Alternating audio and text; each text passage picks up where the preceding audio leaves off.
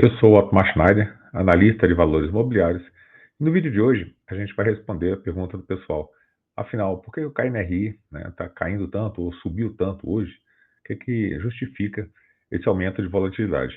E se você gosta desse tipo de conteúdo, gostaria de aprender a investir melhor, eu vou te convidar para se inscrever aqui no canal e ativar as notificações para você ser avisado assim que eu criar um vídeo novo. E vamos lá para o nosso vídeo de hoje.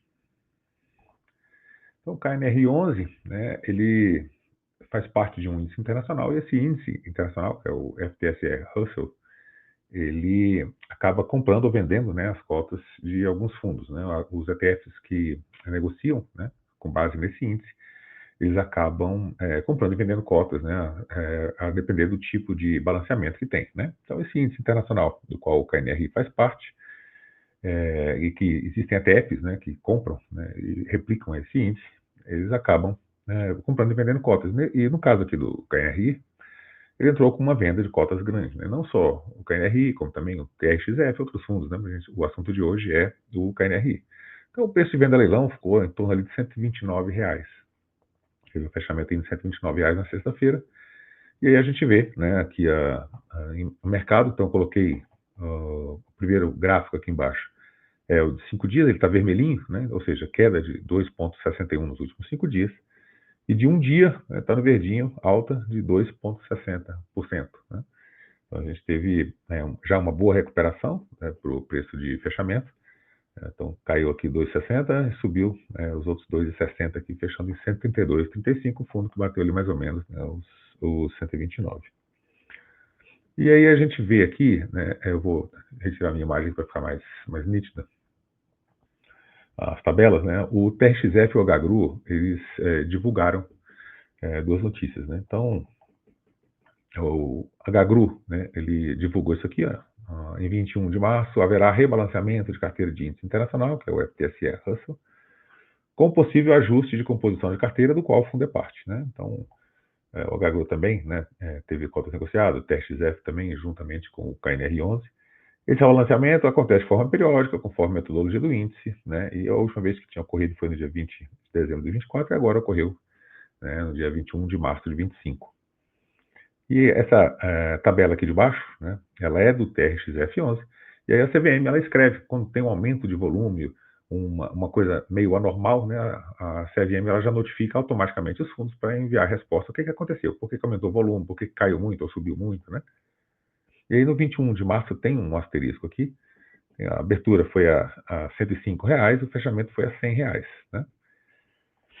E aí tem, lá no finalzinho, tem a quantidade de cotas negociadas, foram 16 mil negócios em 347 mil cotas, com volume de 35 milhões. Mas se você for olhar a última coluna da tabela, o volume médio aqui nessas datas, de 10 de março foi 4 milhões e 800, 11 de março 4 milhões e 300, 12, 3 milhões e meio, 14, 4 milhões e 100, Então, na faixa de 4, 5, 6 milhões aqui é a negociação diária do fundo. E ele saiu de 5 milhões para 35 milhões, multiplicou por 7 o nível de negociação nesse dia. Então, como o índice deve ter entrado vendido aqui, então a gente vê essa volatilidade maior. Deu uma oscilação de menos 4,42% aqui no TRXF, que também caiu bastante o preço, assim como o KNRI 11.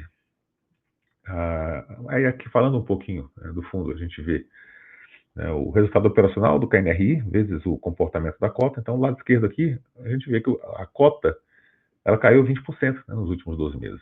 Saiu aqui acima de 160, foi bater aqui perto dos 130, 132 atualmente.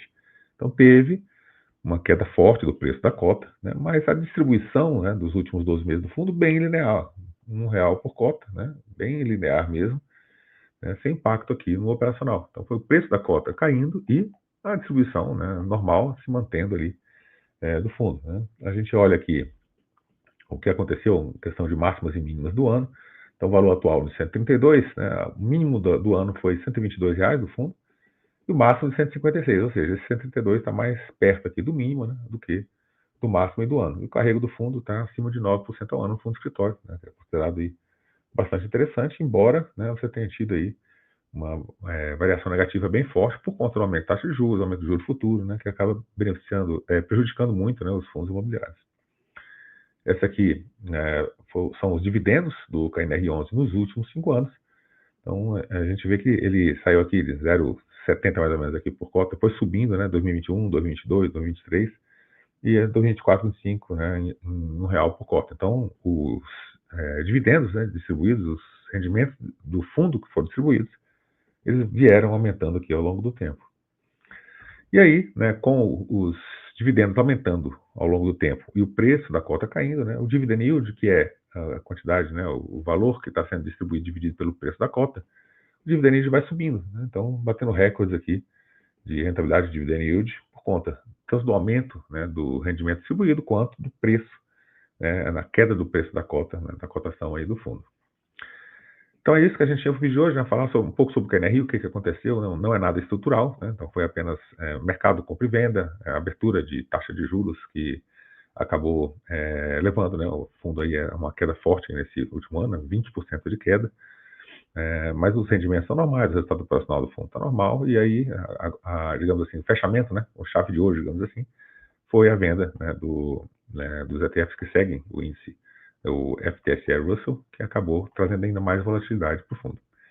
E se você gostou, né, desse conteúdo, deixa aí seu like, se inscreve no canal, deixa um comentário aqui embaixo. Você é cotista do fundo, né? Já sabia o que tinha acontecido com essa volatilidade dos últimos dias? Comenta aqui que eu gostaria de te ouvir. Muito obrigado por ter assistido esse vídeo e até o nosso próximo vídeo.